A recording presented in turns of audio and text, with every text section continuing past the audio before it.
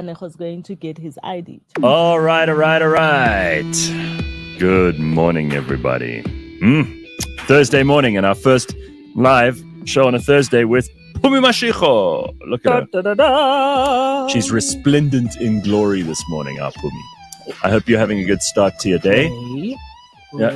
No, you look so you as look not good. to blend in. No, you look good. We were very worried. I said to Phumi, if she wears green, she will just melt into the background. She will look like she's a disembodied voice. Yeah, the head will bob around like. It'll be a floating head, which could be a look, could be a vibe. No. No, I don't think we want that. We could do that. No. So, Pums, No? how are you doing? What's That's news? a very muted good morning there this morning. No, it is a good morning. Yes, I did wake up and almost overslept this morning. I was like, oof. I think you can see it in my face. I'm like, huh? No, you can't. Really? No. Jesus. Okay. Well, that's a relief. No, you can't. That's a lovely fresh face. Although coming to So this good new at- studio She's this so morning. good at being nice. She's so polite. Am I? Am I? Coming to the new studio. Just coming off the freeway, there are two incredibly bright digital billboards. I hate that shit. I must just say, I'm so glad you brought this up because it's been on my mind for weeks now because I've driven past them, for a couple of months and I keep thinking, we've got to talk about this on the show. These things are so distracting and dangerous. And there's one up Catherine Street as well in Sandton, if They you know. actually are dangerous. It's so bright. Like you think, because if another car is driving towards you with its brights on, it's like, you're like, whoa, that's quite. And then it drives past. But if you stop at that light and it's red, Jeez. and then whatever's on the screen Bad. changes and becomes blue or whatever, then you Very think bad. the lights changed and Yeah. you get ready to go. Those things are absolutely dangerous. I don't know who we complain to. Who's the manager? Well, I mean, surely someone in Joburg City, because obviously, it's the media companies and the media where? owners. Someone where? No, but I mean in the No city. one, somebody in the city. No? No. We don't even know who's in charge of the city. Have we met the mayor yet? I haven't. He's the tick mayor, right? Lalela. I'm not sure who's the mayor anymore, but Isn't he? we haven't met the mayor. I'm not allowing you with the tick mayor. I'm not allowing you. Well, But I don't know who the mayor is. I don't know who to complain to about I think that we thing. call him the tick mayor. As I sip my coffee. For me, just guys. I'm sipping my coffee. All right. Well, we've got quite a lot to get to today. Actually, we've got a very fun show for you. We've got Dr. Mark popping in. It's always good to have Dr. Mark. If he isn't talking about like penis problems or breast augmentations or hair transplants or. And today is the very exciting topic of gut health. There we go. Gut health. So we're going to have to see where the people are ready to talk about gut health. And all of that will happen a little bit later on with Dr. Mark when he pops in. And we're going to have Mmusi Maimane as our guest in the Burning Platform today. As our promise to bring you the leaders of all the political parties continues to unravel.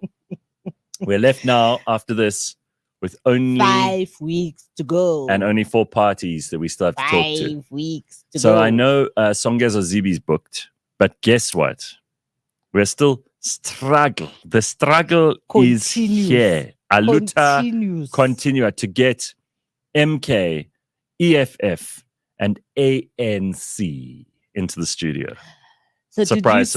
Maybe they're holding out because they want to be closest to the election. Did you see that Ubaba collapsed on Friday? What happened? I don't know. I just saw the reports. Was he too exuberant outside a courtroom or something like that? Fainted. Really? He's 81 years old. Well, this is what happens when you're wheeling out an 81-year-old and putting them in them in a big.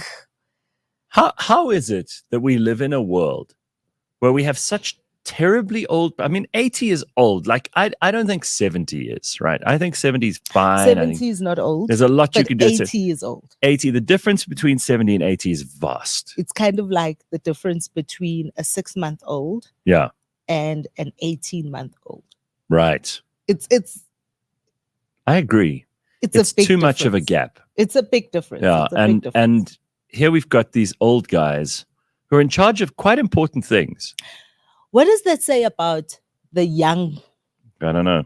people? Does that mean we're happy to relegate these things to the old people? I went on a rant. Let them do it. I went on a rant on Tuesday morning with Jack Mutlante about exactly this. God. I tore into young people. I was like, you know what? You 18 to 21-year-olds, you should actually have the vote taken away from you because you're proving you're not responsible with registrations and things. So there's a thing I keep seeing on X. Yes. Former Twitter. Yeah. With people saying, Utini manimkuza, which is this Utini manimkuza, right? So the closest I can translate it to is what does he say or what do they say when you try and stop them, right? So Utini manimkuza, as in what's going on here? Did you people like try and stop this nonsense? And what did they say? And the second part is like when you tell them to sit, do they just stand up on their own and you can't keep them? And I feel like that's how that's the case with young people. No, that's the case with all these old people. Oh, like they're just somebody must say something. We must stop it. I don't know the answer. What I do know is that there is a huge amount of conversation about advertising, because I see a lot of the big billboards up are political parties, and some of them are enormous. So these guys are pulling out big money to do their advertising, right? And it's coming from everywhere. I saw a very interesting line of conversation yesterday on X about like spaza shops contributing to the EFF selection campaign. Did you see that? I don't know whether that's true. I mean, spaza shops' margins are thin. Who are the owners of spaza shops?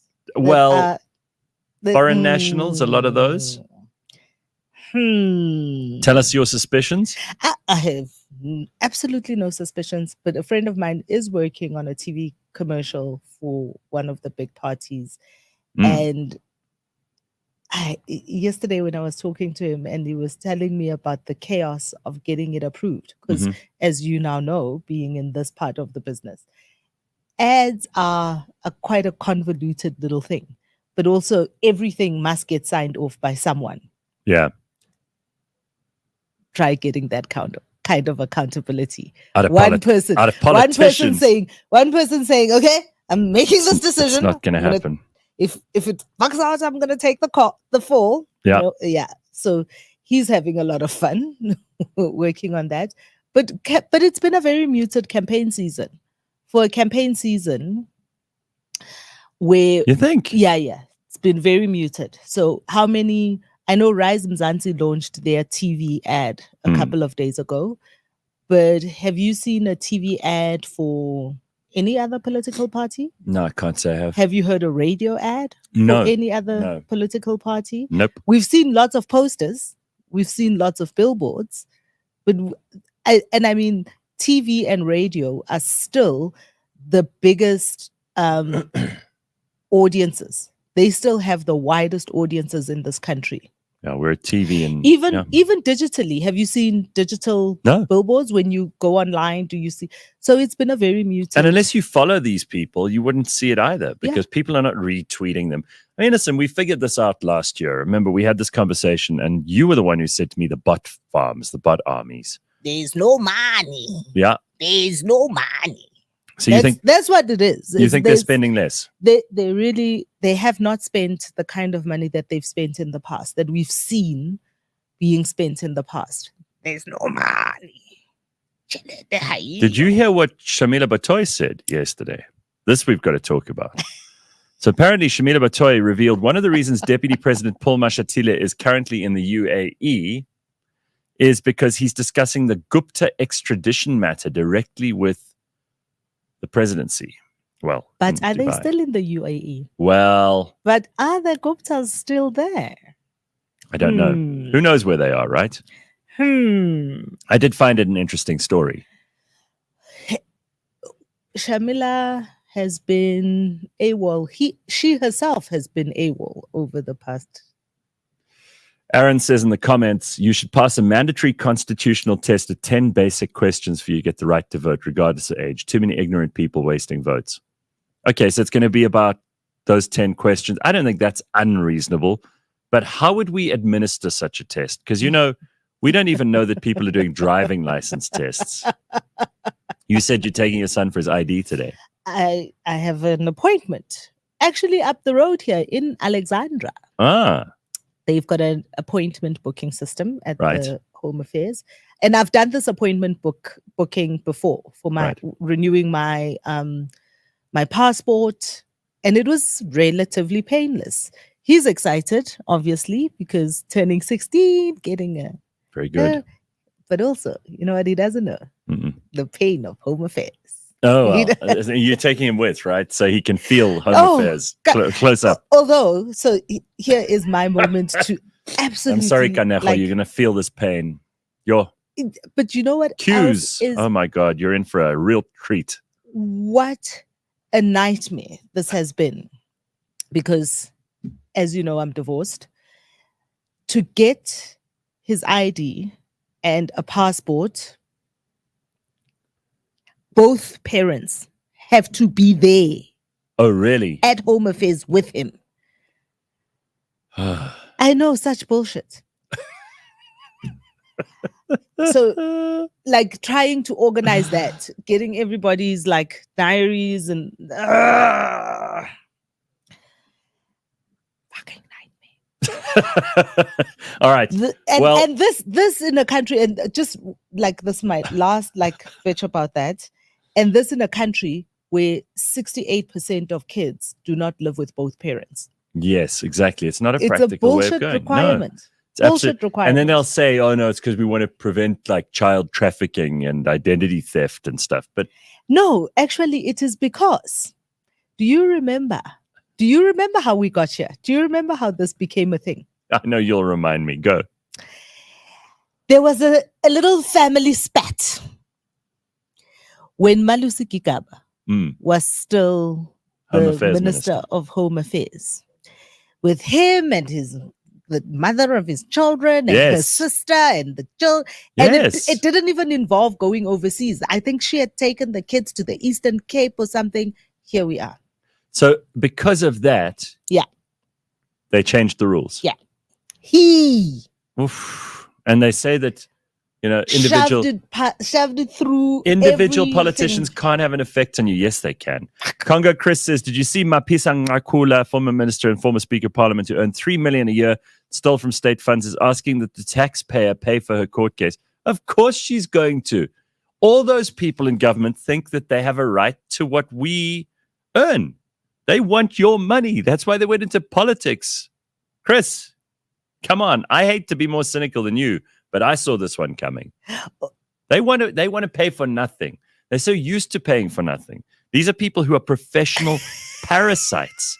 They suck the blood out of the body that is the taxpayer of South Africa. I'm a South African government minister. Of course I want you to pay for my food case. There's an assumption that we are here as a cash cow that must just deliver. They will milk you dry.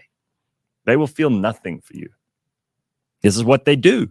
It's why, for many of them, it is the singular reason that they went into politics. I did see that, but I also saw, because she's out in the cold, obviously, I did also see that the current minister of, what's her name? Thandi Modise, is this? Is she back in defense? The minister in defense?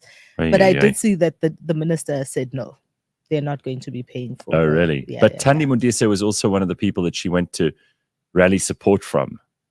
Because she wanted Thandi to pay for her legal fees. It's just so transparent. Okay, so here's an interesting thing that I want your comment on, because you got me interested again in the Meyiwa trial. Remember, we discussed this, so we got to talk about this. This is a big deal. How? Okay, read it for the family. Read it for the friends. So, lawyer for one of the accused in the Senzo Meyiwa trial has asked for an apparent targeting by suspicious men outside his home to utterances made by Chiko Twala. You did say this. Zang, zang, zang. On Monday, Thulani Mgomezulu said he wants to subpoena Twala, the father of Longwe, who was in the house when Meyiwa was killed. Mgomezulu said he wants Orlando Pirates boss Ivan Khoza and the alleged mastermind behind Meyiwa's murder, Kelly Khumalo, to take the witness stand. Baba. So this would be a hell of a thing. Can you imagine if Kelly Khumalo and Chico Twala and Ivan Khoza are called into court to testify?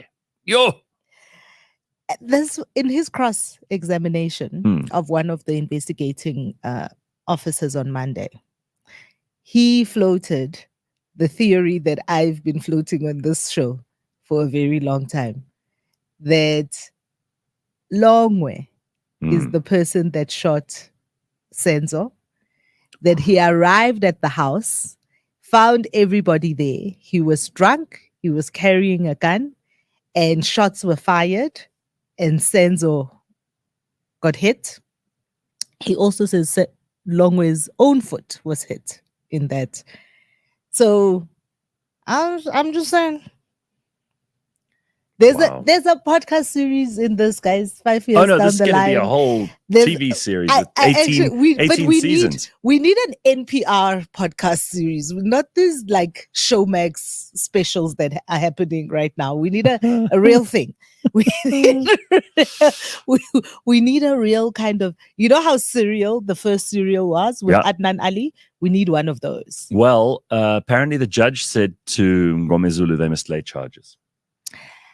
They must lay charges and then things can happen.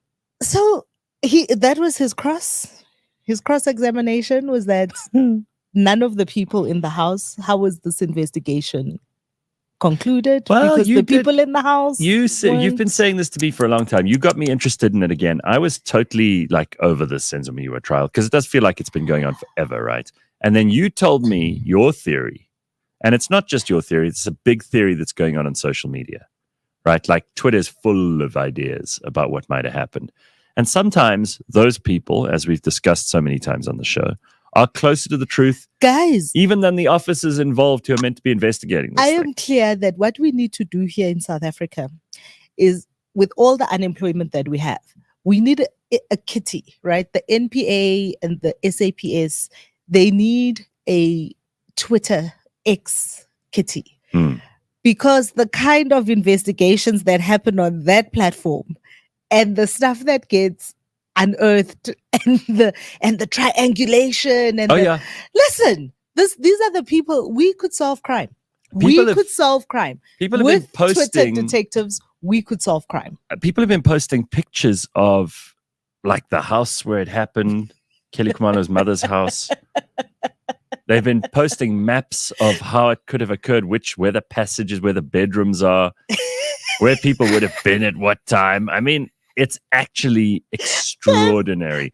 You've got human resources. You talk about AI, right? I mean, AI is still in its infancy. Guys, it's growing at a rate of knots. But HI, human intelligence. South African Twitter detectives could solve. I mean, they were the first ones that floated the where is the body of Marcus Huester. Yes, and now it's now it's a thing. It's a real thing. Now it's a thing. So all I'm saying is we could totally solve crime in this country if we just paid some of these Twitter detectives. All right, so maybe what we need to do is we need to have like you remember how we used to have police file? Some of you are too young. You won't know this. Police file. We used to have there used to be a show on SABC called Police File. And they would put up the identikits. So you know those like pictures of criminals that they're looking for, and then they tell you. Maybe this person. Just hang on, I got to explain what an identikit is. Okay, this is so bad. This is before the days of like cell phone photography and even like probably you weren't allowed to take pictures of people in court. And if someone was a suspect, they used to employ illustrators, like artists who would work for the popo.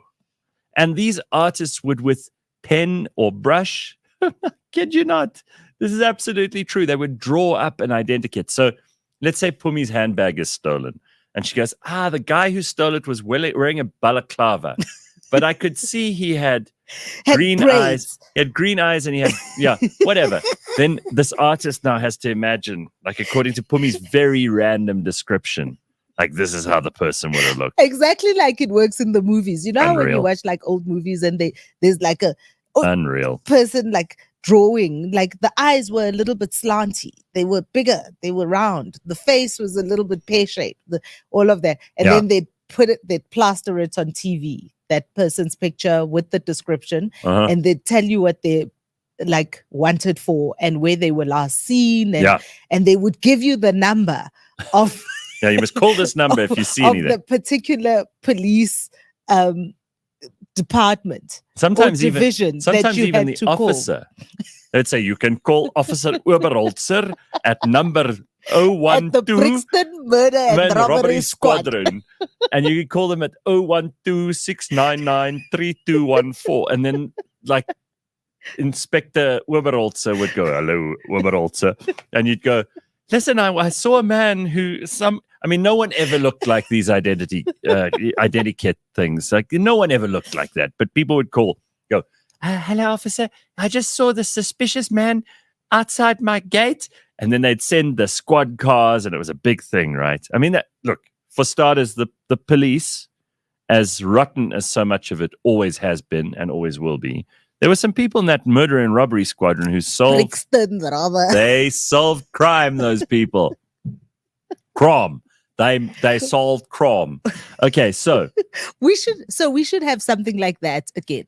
Identikit. My point being that we should have something like that again and just put it on X and let X all right. You may have find these. You might be onto something. You might be onto something. I have muted your friend. My friend. Yes, your friend Abramji, Yusuf Abramji. He's not my friend.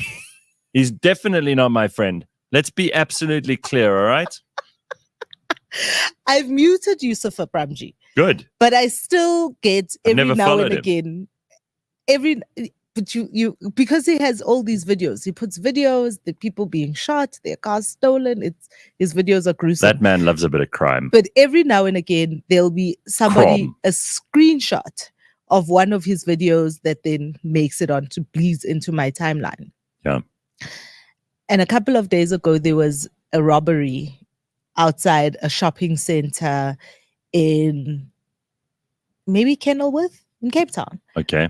And the picture that made it onto my timeline had a guy with the black backpack. And I was thinking, why? This is very odd. So I went to look for the video and I saw the video of what happened.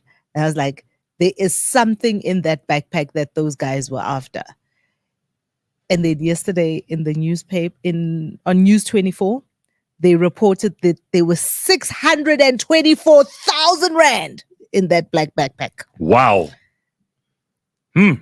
Cash money. Now, Twitter had already said that there must be money in that backpack. Cash money. 2 days before. Twitter can had smell already money. Said Twitter can smell money. There must have been money in that backpack. You know the people who are on Twitter, they can smell I'm just saying Twitter could solve our crime issues. All this to illustrate that Twitter could solve our crime issues in this country. Okay, so I want to ask you about this because I don't know why this is so fascinating to you, but I'm always interested in what piques your interest. So you found out about a guy called Tom Gilby, who actually drank alcohol. He drank his way through the London Marathon. Now, in my mind, there can be very few things that are as unpleasant as having to do a marathon, either drunk or hungover. I can't imagine anything worse. This guy drank the whole way through the marathon. Is that his thing? No, it's not his thing. He's a wine guy, but he was then tasting. At every mile marker, he was tasting a different wine. Oh God! From around the world. Sounds dangerous. He had his little glass, and he had on his belt. He had his own glass, so he wasn't drinking out of other people's glasses. And on his TikTok, you see him run up to various people with the bottle, and then he's like, "What have we got here?" And try out the wine, How but long also before- try and guess it. How long before he was hammered? Listen, I don't know why this man is not on every news outlet, because he ran the whole marathon. He wasn't completely hammered, but there were around the 22, because it's 26 miles, I think.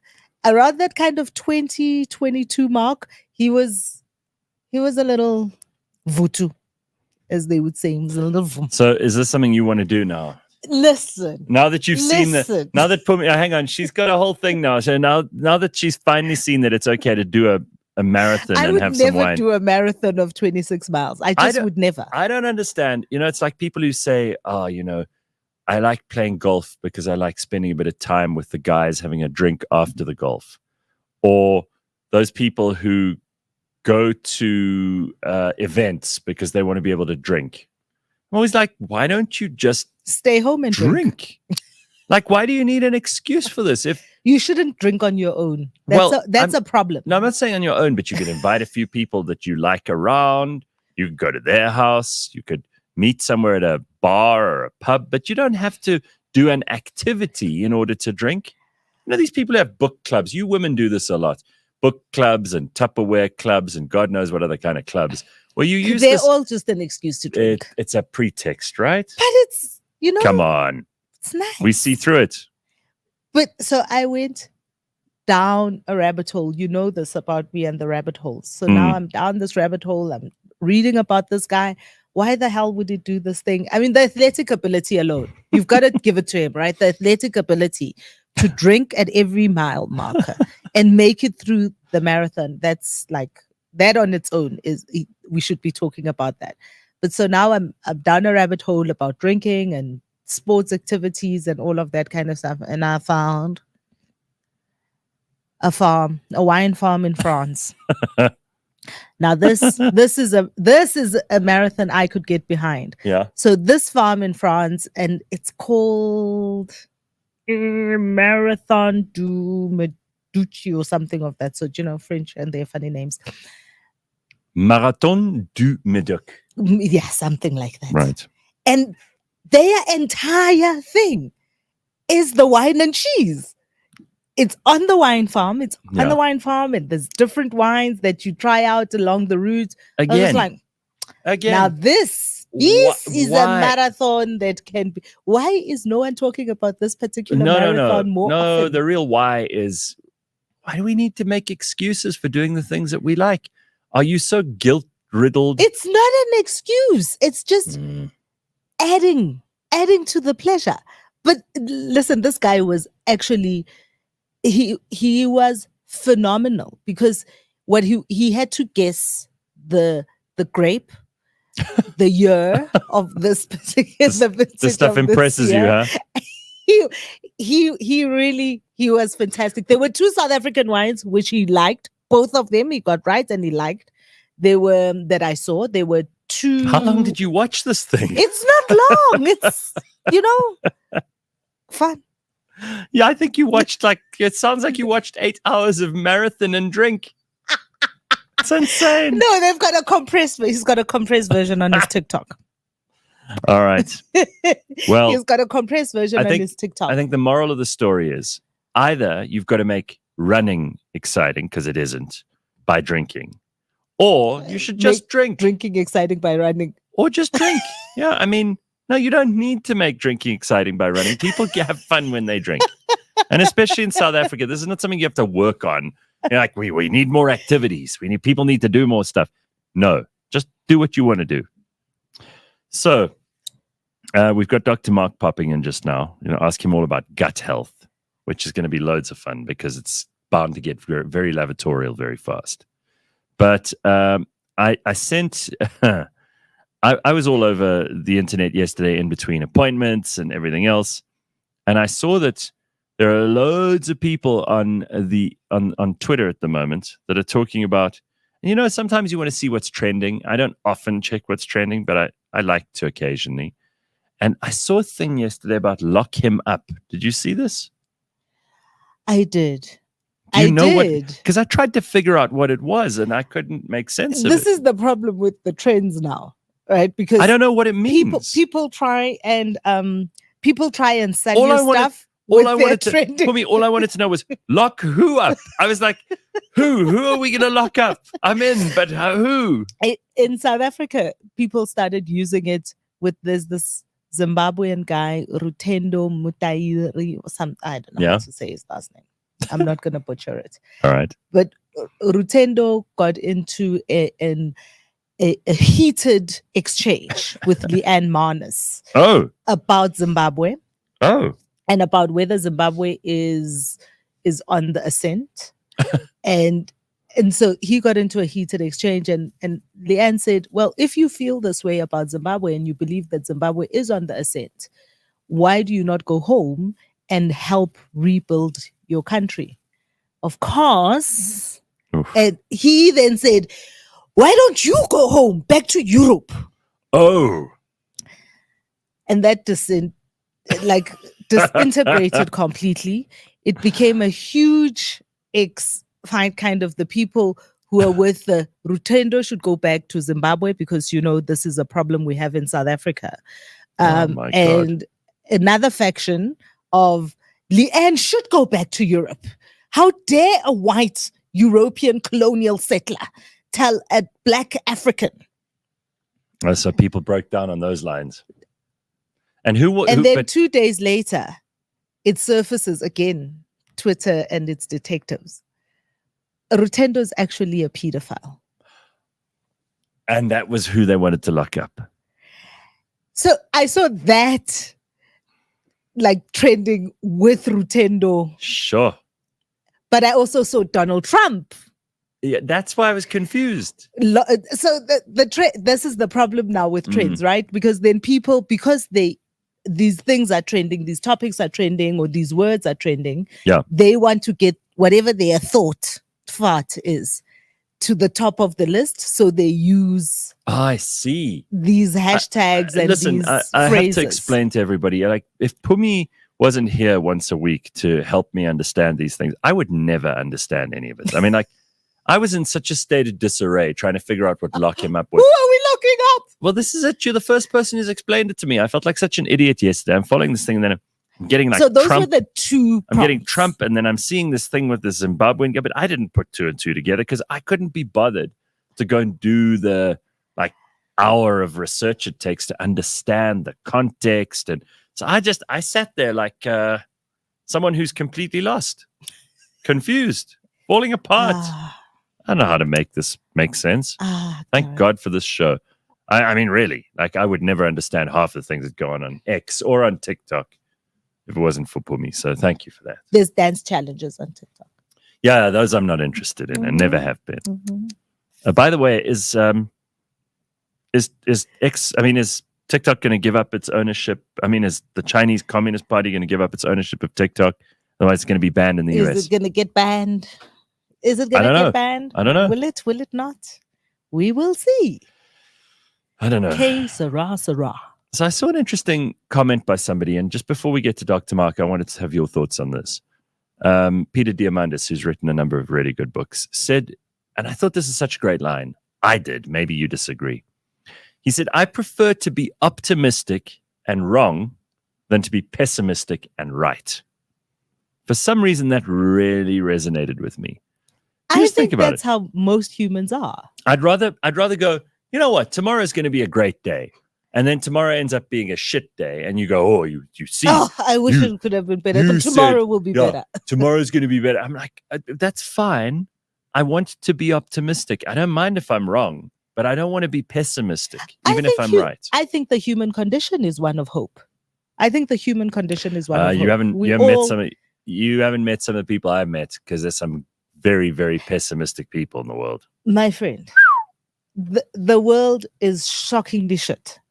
Not now only. It has been for a very, very long time. And yet, here we all are, striving every day, waking up, going out, drinking and running marathons.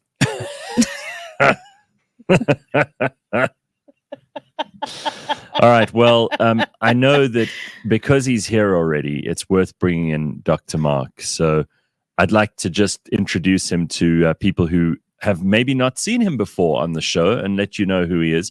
Dr. Mark, of course, is from the T Clinic, and he's the host of the T Health Show. And we talked to him about a whole bunch of things from, like testosterone to hormone replacement therapy to hair loss. I spoke to him about a genetic predisposition for hair loss in Black women. Aha, you see? We're learning all kinds of things here. And I've since gone and plaited my hair to avoid. Oh, please, Phumi. So, Dr. Mark, welcome to our new Morning, studio. guys. Nice to see you. You're looking very bright and fresh and full of the joys of autumn. Apparently I'm not allowed to wear anything Green. colorful. No, you're not allowed I to wear would- anything you know green. what, He needs the brief. He needs the brief because he's always like his glasses, But always match his scrubs, always match his sneakers. yeah, no, Dr. Mark really dresses properly for this. I mean, you go and Thank see. you. If you're lucky enough to get an appointment with him, then you'll see this with your own eyes. But You know what? Patience is a virtue. well, okay, let's talk about gut health because this is on your agenda for the day. Patients are a prophet.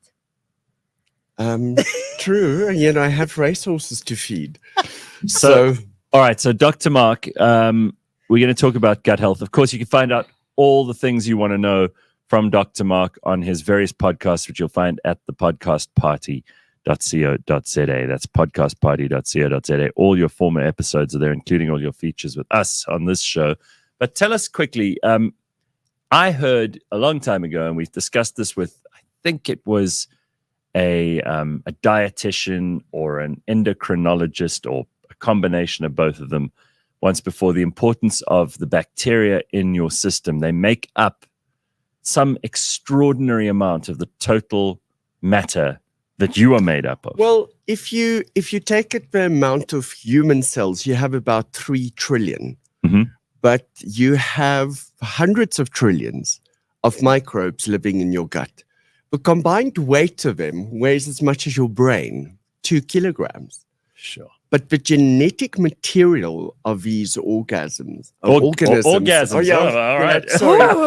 This is an exciting I'm on place to go. medication this morning. What medication are you on this morning? As you can... go I away, can Gareth. hear you. So the combined genetic material makes up an organ of itself, an endocrine organ. Now, I think what people forget is that your immune system, the seat of the immune system is in the gut. So the gut is responsible for maturation of your immune system. That's where the cells learn what they should attack and what they shouldn't. Huh. It has a direct connection to your brain, and it has a direct connection to your skin. So whatever happens in the gut happens in the rest of the body. In the last 20 years, the incidence of obesity has increased more than double amongst adults as well as amongst children. Now, what's changed other than our lifestyle? Gut, we are affecting these organisms with antibiotics, and everyone is being given antibiotics willy-nilly. And which kills them. Yes, Which kills absolutely. And it everything. disturbs the biodiversity of a gut. If you just look at one single program from David Attenborough, he says that kill one species, whether it's one of the smallest fungi, and the whole ecosystem starts falling apart. And that's what happens in your gut as well. All right. So quickly, off the top of my head, someone said to me a while ago, the reason that so many people are getting fat, to your point about obesity, is that the microorganisms in your gut are hungry for sugar and that they program us to eat sugar. Absolutely. Is that true? Absolutely. Okay. And GMOs? True. Same. So in other words, these little creatures are actually programming us in some way. Again, there's a direct connection through the vagal nerve to the brain. It's called the enteric nervous system. The amount of nerve endings in the gut is just short of that in the brain. So it's often referred to as the second brain. Now, more so, the microorganisms that live in your gut is responsible for neurotransmitters. 90% of serotonin is formed in the gut. That's why when you're unhappy or when you have a toddler and they're like acting up, you must give them a snack. Yeah. Well, it's a bit of a stretch. You know what? I believe that gin on the gums works better than a snack. Okay, but let's just go back to this. To be clear, the gut is everything from your mouth right through to your asshole. Yeah. Everything in between. Yeah. Now, that's a very long pipe. Well, 9 meters in total. Whoa. So that's just the length. Now, the surface area of it is far more than that. But if you think about what happens just by breathing or tasting something, first line of defense is saliva, and then you have your tonsils. How many of us have had our tonsils removed? Me. So, you know what? And then we are going through into the stomach where you have stomach acids, and then you start going into your bowel itself. And that's where the body is exposed to toxins, to pathogens, and to nutrients, obviously. Absolutely. And all the essential vitamins and by minerals. changing the gut microbiome, you change how you absorb energy. There's this theory that certain of the bacteria in your gut can absorb more energy out of nutrients so that you get an energy excess. And that's then stored as fat. But you know what? We can't just say it's a microbiome. We are changing the microbiome because we're living unhealthy. But people wouldn't take something that could do huge damage to your brain. That's a good. You know? Is it true that fasting resets those microbes? And while we're on that question from Kala, the essential part of the relationship between us and these things is that they are a part of us. You can't wipe them out. You cannot live without them. You will die. Yeah, absolutely. So, Carlos, I have bad news for you. No, you can't set your microbes by fasting. There's a process called weeding, seeding, and feeding. Weeding is where you take away or suppress the bad stuff. Gluten, sugar, dairy, that's how you weed.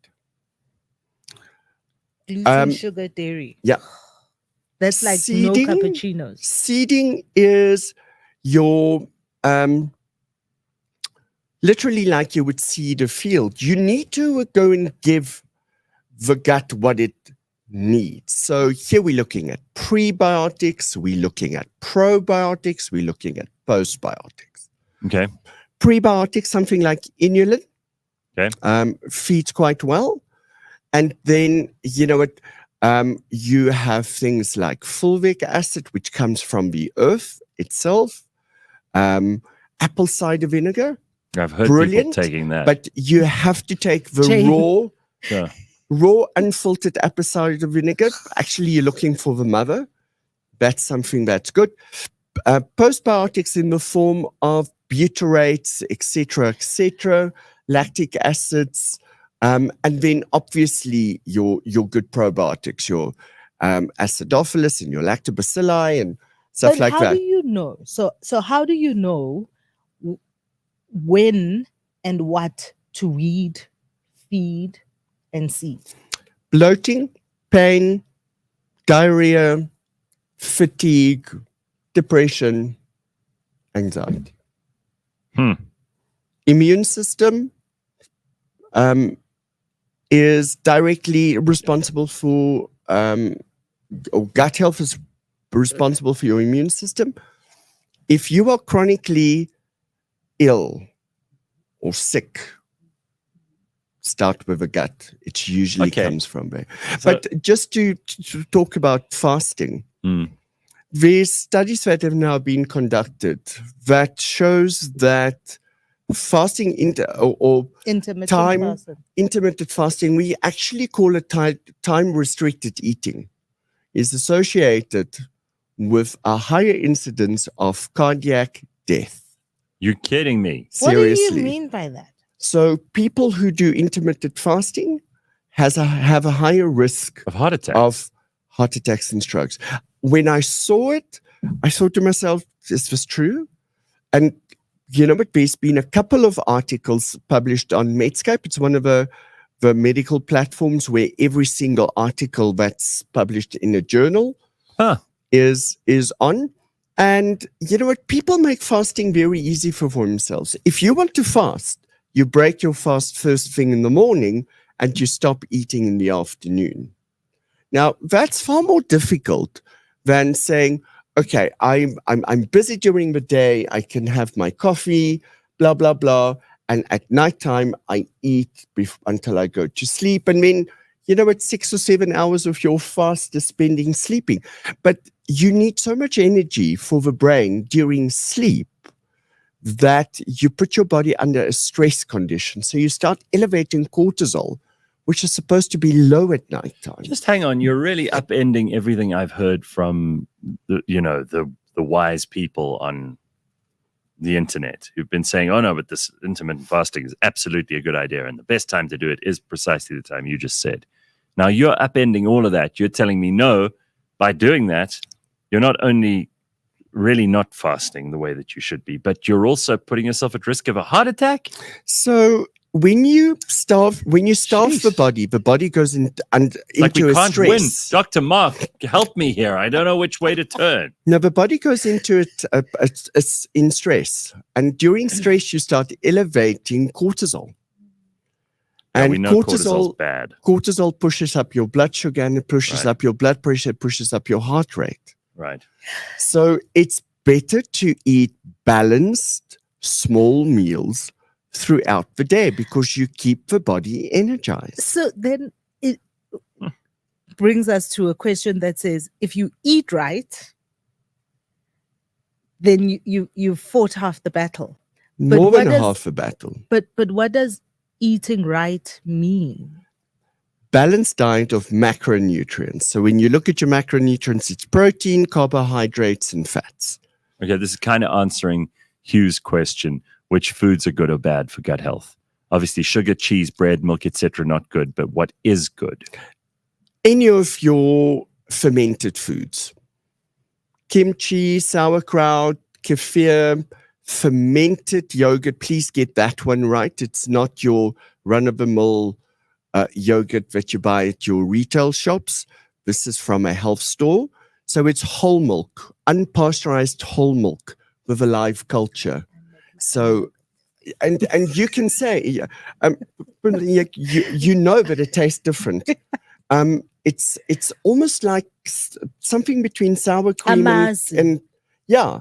It's like it's completely different to the yogurt that you buy. All these things you're telling us to eat, they're just going to make you fart the whole day long. No, actually, it does exactly the opposite. Foods high in zinc, like seafood, legumes, nuts, dark chocolate. As long as it's above 78% chocolate, it's healthy for you. It's a great antioxidant, high in zinc, etc., etc. So chocolate's not all bad, just the right chocolate. All right. And I've always had this. So what is the story with milk? Overall, good, bad, or very, very bad? Depends on whether you have lactose intolerance. And if you do, try a lactose-free milk, not your nut milks. Soy milk. If you want to see how they make nut milk, it's all vegetable oil that's in there. Just read the box. Oh.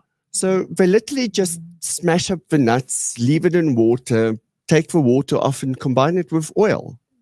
So Thabo says black people will fart the whole day with that whole milk. Why black people, Thabo? And then Carl says, with my condition, I can only eat sourdough bread. All the others make me shit. I have to buy adult nappies in bulk. Is this just our audience that have these problems? What's wrong with you people? Yeah. You know what? I remember a couple of years ago, It's not even 7 in the morning. This we did a show on the consistency of your poo. Do you remember that one? I remember. How could I this. forget? It So, still haunts you know me what? to this day. It's actually weird to know that a good quality white bread has a lower glycemic index and more nutritional value than rice. So bread's not all bad for you. This is so confusing. The best bread, sourdough. Okay. Yeah, well, that's what Congo Chris says. Now, what foods should I eat if I want to increase my farting? Do I really these have are not to serious. answer These that are not question? serious That is not a serious question, but this is a serious Guys, question. This is a serious question on the issue of what to eat, because so much of our stuff is genetically modified. And we here in South Africa don't have it's not regulated in terms of labeling the stuff. Yeah. You know what? There's actually a very easy way of going about it. If you cannot see how it's grown, you can't have it. In other words, if it's processed, you can't have it. If it's processed in a factory and comes in plastic packaging, you should not have it. Anything that has color, as long as it has color, you can eat it. If it's beige, you stay away from it. But then you must look out for those artificial colorants. Exactly. So think about what's bright and colorful. It's your fruits and your vegetables. I sat at dinner on Saturday night last weekend with Vinnie Lingham, who's from the US. He is now investing in salmon farms where they don't feed the salmon with corn and soy. Because, of course, in the natural environment, they would never eat that stuff. Exactly. He has these salmon farms that he's invested in now. And he says it's more expensive. It's hugely expensive if you buy the real stuff. But they feed them, what does he say it is? Like kelp or plankton or something like that. Like the stuff that salmon should be eating. Yeah. And he says the stuff that you buy in the shop sometimes, they farm the stuff, mass farms, they feed the fish terrible things. They inject colorant into the meat to make it look pink. To get it pink. I suddenly thought, I don't know what salmon I should eat unless it costs so much that I can't afford it. You know, but the problem with eating healthy in today's society is that it's almost unaffordable. So we should be growing our own food. Exactly. You know, even if you just grow lettuce, you don't have to have this plot where you can farm, but you do it on the balcony. Lettuce, grow tomatoes, grow some herbs. You can grow them in pots on the balcony. Just put that in because, you know what, they have good nutritional value. It's the food that's cheap is processed. They have so many chemicals in, and that's what's bad for us. So our lifestyle has changed. We live more sedentary lifestyles. We work sitting down. We play in front of our computers sitting down. Yeah. We socialize sitting down. We don't sleep. We are stressed, and our food has changed. So if you want to treat your gut, start with your lifestyle. Get off your ass. Go and walk around the block once a day. You don't have to go and walk for half an hour. You can do it for 5 minutes. Rebound for 5 minutes. See, have sex for 5 minutes. Just get active. Suddenly that marathon with wine. Not such a bad idea. Sleep. But what about spice? What about spices? So, well, you know what? A lot of your spices actually have very beneficial properties in them. If we think about curcumin, we think about turmeric, we think about cayenne pepper, we think about garlic, ginger. Ginger is brilliant. Everyone should have ginger with each meal. It's a wonderful digestive, so not bad. The spices that are bad for us are salts. Okay, but I mean, you can eat healthier. You can look after your gut. But I think that these days, one of the biggest causes of stress, which of course leads to all the other problems, is that people are over-analyzing all of this. I mean, your body tells you what you need. It used to, but now it's confused. Set yourself a It challenge. wants sugar now.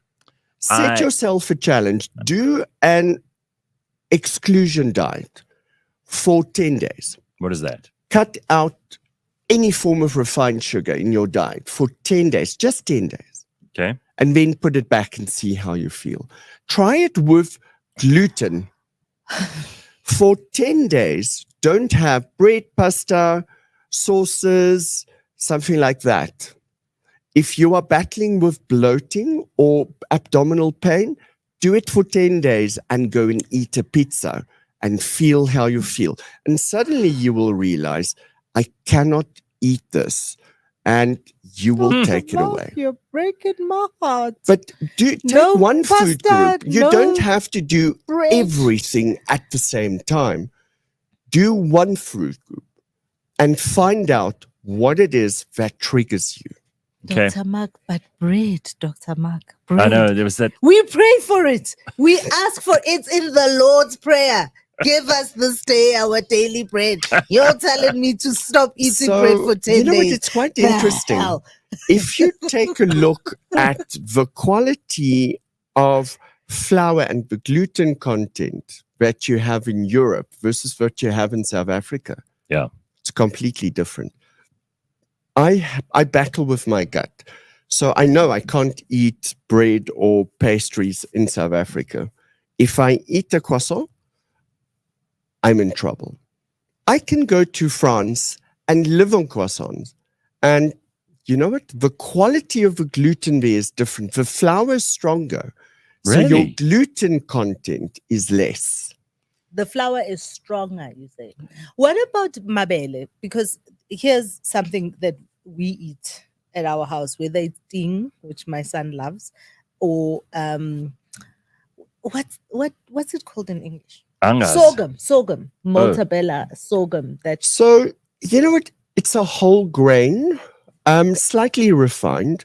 The problem that we have with these things is that we have phytates, which is acids in the soil that sits on these plants. And what they do is they decrease the amount of zinc we absorb. So, you know what? It's not bad in moderation. Most of these things are fortified with zinc, but maybe just give something like a zinc supplement with them if you're going to have a lot of them, because it does stop the absorption of zinc, iron, and copper. All right, listen, I got to end this, but I mean, I kind of feel a little more confused than I did when we started. And I know you've thrown a lot of spanners in the works here, but I really think we also mustn't. You shouldn't be stressing yourself out about this day in, day out. I mean, I've seen these people who calorie count and they take thousands of multivitamins and they only eat this and they don't eat that and they're fussy as hell. And their lives are a nightmare, Dr. Mark. They constantly annoy us. Well, of course, you don't want them. You don't want to invite them to your house because it's a nightmare to feed them. Yeah. And they're always thinking about their nutrition. And frankly, it's boring as hell. They're the most dreary people on earth because actually their gut isn't the most interesting thing about them, but they seem to think it is. And I think there's a happy medium between what you're talking about and just paying attention to these things. Have you ever had problems with your gut? I don't think so. Okay. You know what? You are lucky, and take it from someone that battles with diverticulosis. If I don't eat correctly, you're cranky as hell. Yes, because you're constantly in pain. It's not the bloating, it's that constant pain. So I saw there was a question about alternatives for gluten-free and dairy-free and stuff like that. Gluten-free, very easy. Just eat plant-based proteins, fruits, vegetables. You know, stay away from the stuff that has flour in. So stay away from the breads, because the gluten-free breads are bloody expensive and they taste like nothing. if you really want to, cardboard. They if taste you like really cardboard. want to have a bread, sourdough, because it's made with a live culture, you can take something like a glutarase enzyme that are available at certain health shops that will help you to digest the gluten. Dairy-free stuff, you can do your really hard white cheeses like feta, etc., etc. The Woolies, for instance, I know has a gluten or a lactose-free cheese. It's really not bad. It's not more expensive than the other cheeses. All right. Lactose-free milk. Again, most of the places have lactose-free milk, and it's not more expensive than your other long-life milks. All right. Well, I'm afraid that's where we got to call it for this morning. But thank you. Gut health, an important part of what we've been talking to Dr. Mark about, and it seems like we've only scratched the surface. But look after those little micro Absolutely. You are more creatures that microbe live in- than human. Right. All More those little microbe things. than human. They he make says. up a huge part of your personality. Who knew? But you were mostly made of bacteria. At least some people's personality would indicate that they're made of mostly bacteria. Amoebae, you mean? All that stuff. All of it.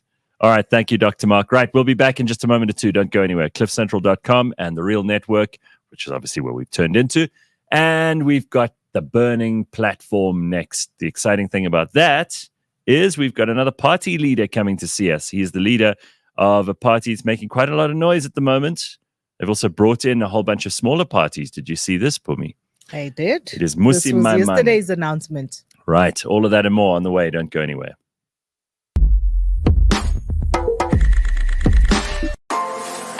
This week on the AutoTrader podcast. In terms of just interesting naming conventions as well, one that has been quite famous over the decades is Lamborghini naming their cars after famous bulls, pretty much, that were used in...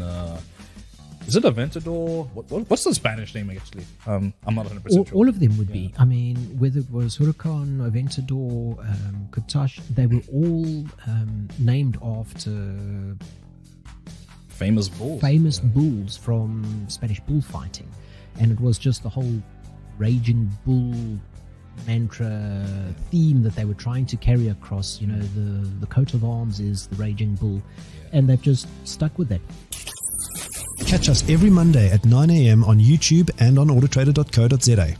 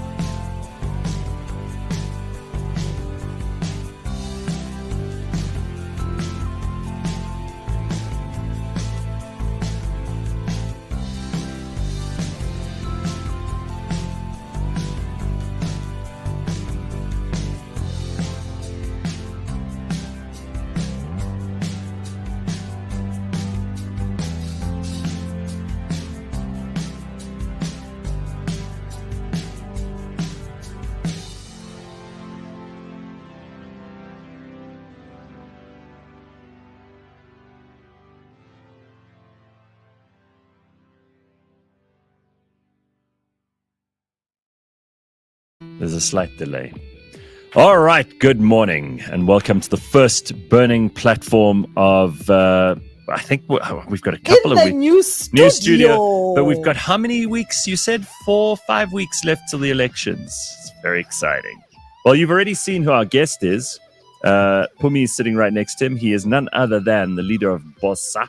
He is Mmusi Maimane. And just in case we didn't know, your name is on the jacket. Deliberately. Very smart jacket, Why? by the way. And the people who don't know your name. No, I must remind myself. It's for my kids, actually. Let me start off with a real softball for you because I think it's so sweet you posted a picture with your mother. Yeah, this it was my mother's birthday. Special woman. I love her to bits, and she is unbelievable. Lerato. Kalerato. It just means with love. Her name is Mandlagazi Maimane. Okay. My mother is actually Xhosa, so Dietary when I want to, and that's why I'm bilingual. So it was nice. It was nice to see her. It was nice that you shared that with all of us because a lot of these politicians, you don't want to dig too deep into their personal relationships with their family because they can be terrifically unhealthy. But in your case, it's nice.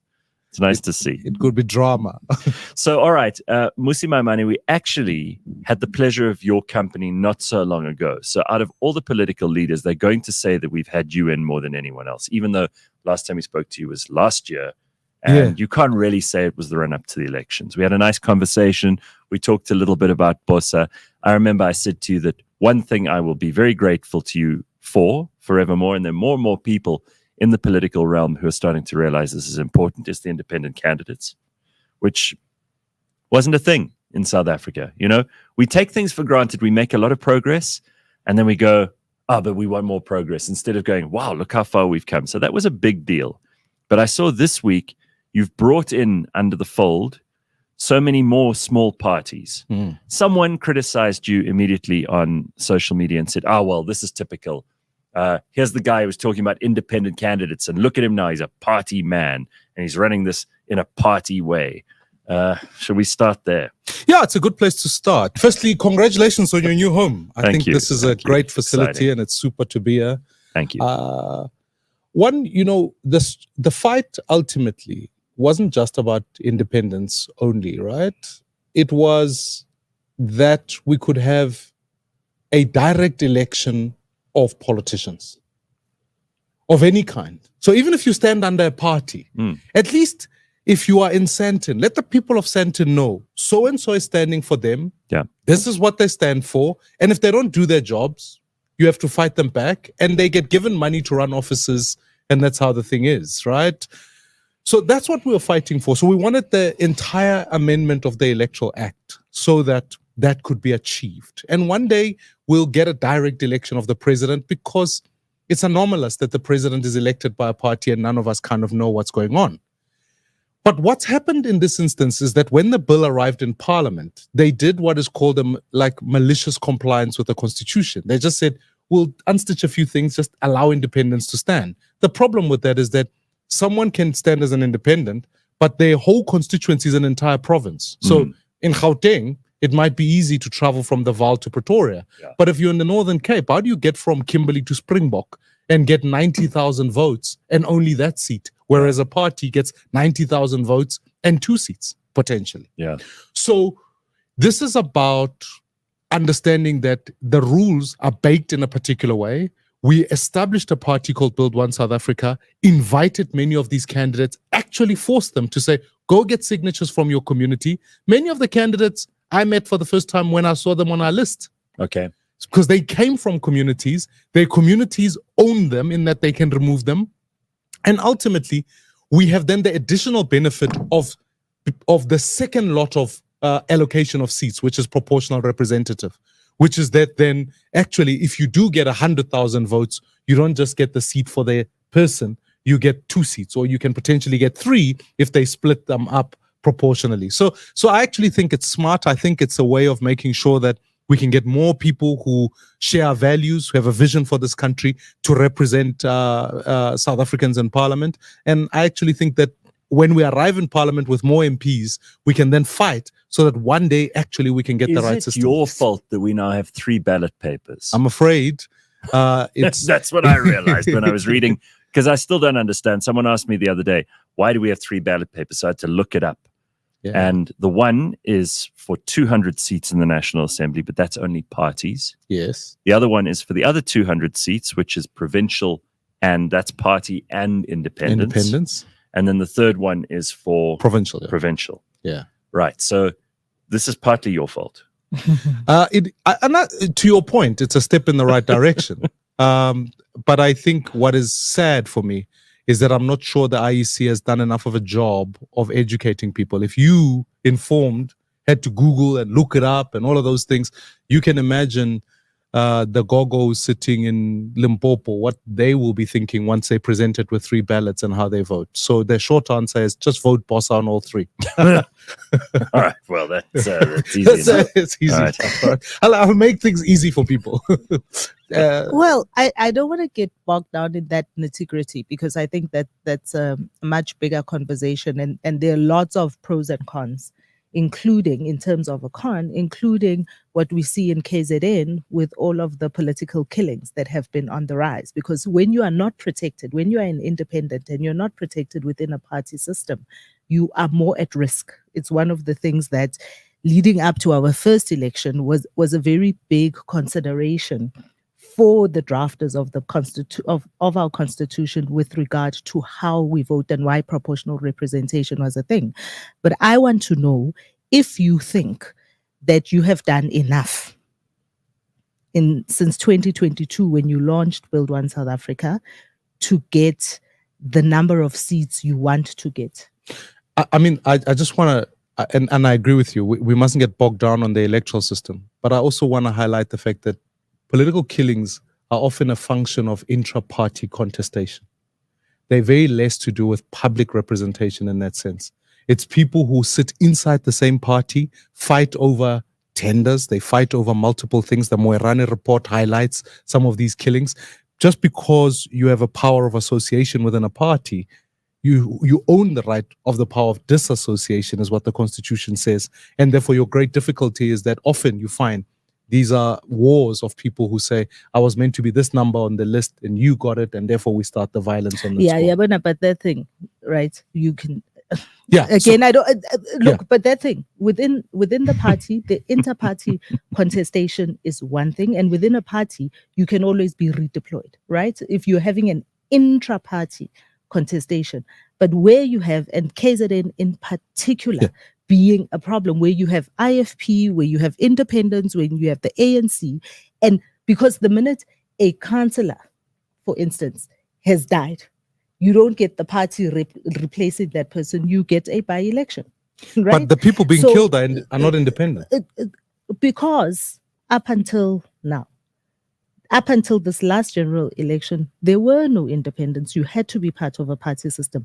But again, you can. No, councillors can be independent. If you choose to get bogged down in this and not use your time talking about Bosa, let's talk about. I'm happy to keep going on. This. I'm sufficiently chastised. Okay. So, do you think you have done enough? Look, to get what you are looking for on the 29th. We've worked extraordinarily hard. First things first, this is the evidence of the issue.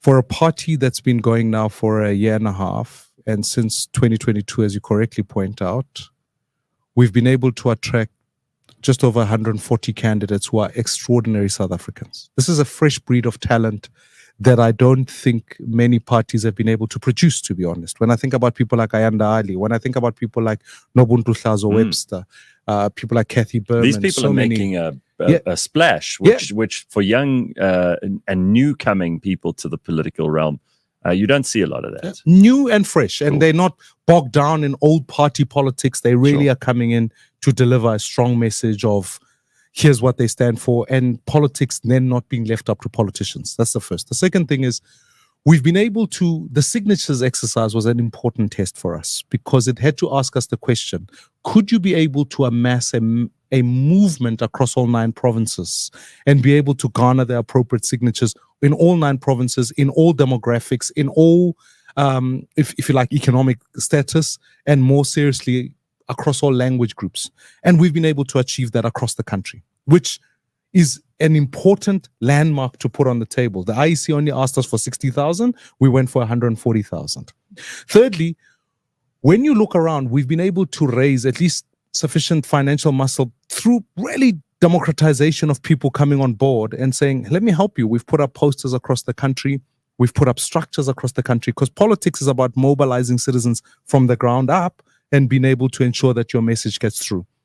And on even my own personal standing in society, it's been the hard yards of being able to say, have you got ideas that people can resonate with? And our message on A Job in Every Home, when you sit down with people and you start to speak to them about actually the government policy that says only under 35 can work in public works program, let's make sure that we can put jobs in every single person's home, that message is resonating, and we've been able to deliver it across multiple channels. So we're not building a typical political party in that sense. We've rejected certain excesses of a political party, having a council, a senate, and crazy things that people don't really understand. We've allowed people to be full participants of Bosa and been able to mobilize in their communities. And I'm confident that going into these elections, when people are looking around and making a choice, they have to answer this question: which leaders do I want? Do I want a non-racial vision? And do I want a party that ultimately can be able to deliver against that promise? And I think we've done the work to do that. So it's how never many is seats enough. are you hunting?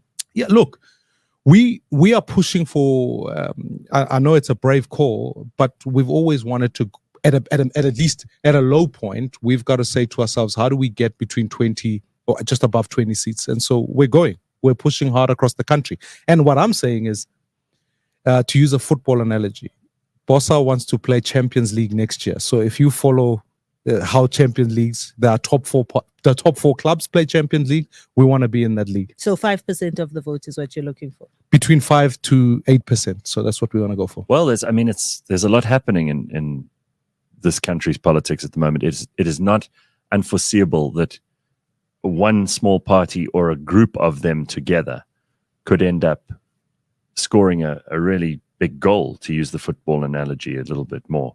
What would be the most important priorities? I'm stealing Phumi's thunder in this, because she always asks the political leaders, and we've had pretty much all of them except for 3 parties, and they're still coming. You can guess which 3 are being difficult. So what are the 3 first things and the main things that you would focus on? Should you be able to influence things a little more than your 5%? Yeah, look. Best case scenario. The most important thing that South Africa has lost in the last 15 years is the capability of government. The state is corrupted. It is incompetent. We were just speaking earlier about just the basic process of getting an ID. People can't, it's hard work. Basic systems of being able to say, how do you account? So if you were to say to me, what would a Maimane type presidency look like in the first 100 days? I can assure you, you'll spend all of your life making sure the best work for government so that we can deliver. Because that's absolutely crucial. You can have all the dreams and ambitions you like. The reality of it is that if you are incapable of delivering against that, you're going to struggle. That's why even in our model of selecting candidates, we wanted the best so that you can send them to departments so they can work hard. In as far as what is important for citizens, it's job stupid, right? Like, it's a famous line. Sure. And we've got to focus on making sure that we create not only the conditions to deliver jobs, but be deliberate about it. And that's what the last 5 years for me outside of Parliament have meant. Okay, but I'm going to push you a little bit further on that one, because if Kanthan were here, he would be asking you how. Yeah, then that's what I How does the government create jobs, other than government jobs, which is just a drain on the taxpayers? Well, on the first instances, job creation is about, cultivating a good garden in some ways. And that's the fundamental role of government, right? If you can't keep the lights on, no jobs are going to be created. That's a fact. And so we've created a model upon how we can eradicate load shedding almost entirely by introducing SMRs to make sure the lights do stay on. You cannot fix it unless you fix Transnet and split it into 2 component parts, one for some of the ports and some for the logistics business. And I've always said that we don't need a Ministry of Transport, we need a Ministry of Logistics, because that way we can move goods in and out of the country easily and more effectively. But it's also about making sure that commuter transport is easier, because if you think about how much people spend trying to get to work, it can be up to 40% of their income. So let's make that aspect easier. Sure. The third dynamic is unless we solve particularly the issue around crime, investment dries up because skills can't move backwards and forwards, both domestically and internationally. So we've spoken about decentralizing police so that the intelligence sits lower to the ground, and there are models that show this. So that's about the garden part. But the actual delivery part, I've proposed, and I've seen this evidence of it myself because we've worked in private services, that we create a fund of about just 220 billion rands that invests particularly in the township economy so that SMMEs can begin to thrive. And what you do post that is that you partner with them from a funding point of view. You stimulate infrastructure build, particularly in townships. Why are we not running, instead of running a BPO center here in Sandton, why can't we run it in Alex? The internet is exactly the same. You put it there so that not only is there a job in every home, but there's a job closer to home so that people can work closer to home. That's on one level. Furthermore, along with that, in the stimulus of trying to make sure that micro industry becomes medium, by helping it fund it, giving it the appropriate mentorship and the training, you can develop it further. And I don't want to dismiss the fact that government has an important role in terms of expanded public works program and running a national civilian service. So I've made the case to say every matriculant must be able to, after that, spend a year where we pay them for the full year. They spend 6 months working in government jobs, and then they spend the second 6 months making sure that they can deploy those skills. That's internship and training, so that you fix for not only values, but you fix for the skills part. And then I think the last thing, the one sector of society that we've lost as a country is in our manufacturing sector. So let's use two pieces of technology that all of us use. We all use microwaves, we all use kettles. On the technology of manufacturing kettles, South Africa's output is only 4% of the kettle market. Surely we should be able to create the manufacturing processing that ensures that we can manufacture that stuff and be able to deploy it into our own markets. If we don't, and I say this with all the gusto I can put together, if we don't educate our kids, if we don't skill them, you are rendering them to permanent unemployment and unemployability. Yeah. So what underpins all of this is a skilling for jobs. And so we've worked out which sectors we prioritize, where the jobs are going to come from. And I'm committed to making sure that in the next 5 years, we can deliver at least 2 million jobs. So I hear you saying two things which sound very similar to one other party, and that is about a capable state and deploying the right people in the right places, which sounds a lot like catered deployment. Are you a DA light? Far from, in some instances. You know, economic policy is a funny thing, because this question about what are you at the light of often comes up is a function of... Because the ANC light is the DA, right? No. It is what the DA say you tried to turn them into. That's why I'm asking you if you are a DA light. List those two things again. A capable state, which I think a lot of people in this country are likely to be a fan of. I mean, most service delivery protests are about the incapable state, right? So that shouldn't be controversial. It shouldn't necessarily be reasons for you to be the light of anything. Yeah. And then the other one was? The other one was about deploying differently. Good. People on merit. When I talk about deployment, I've worked with the Public Service Commission, which is the institution tasked with the job of making sure that the framework of government is clear about what skills are needed where. So I use the term deployment, but it's actually a false term. So if you pardon me, I would remove that. What I really am trying to allude to is to say, if you want a CEO of Eskom, the Public Service Commission is able to look at it and say, given where Eskom is at, we need an engineer, not a lawyer, regardless of the fact that the two people are skilled, but we need an engineer. Therefore, when you've crafted the job spec, go out and shop for the best engineer that you can put at Eskom.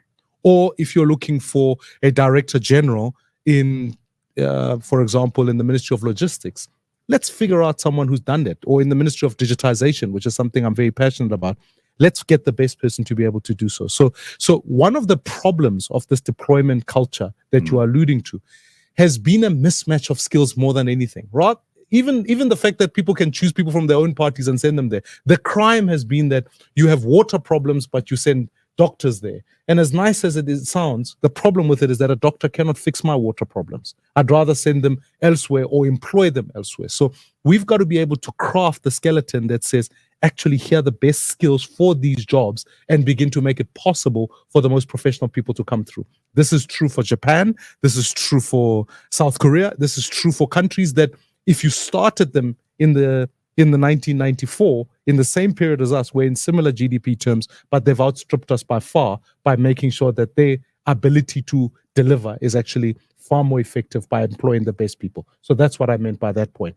On this issue of stimulus of SMMEs, etc., you can argue the case about whether it's light of anything. Actually, I spent much of January in institutions dealing with developmental economists, both at Harvard and MIT, and looking at various models all over the world. The reality of it is that in some ways, when you look at economic policy, there are some fundamentals you've got to get right.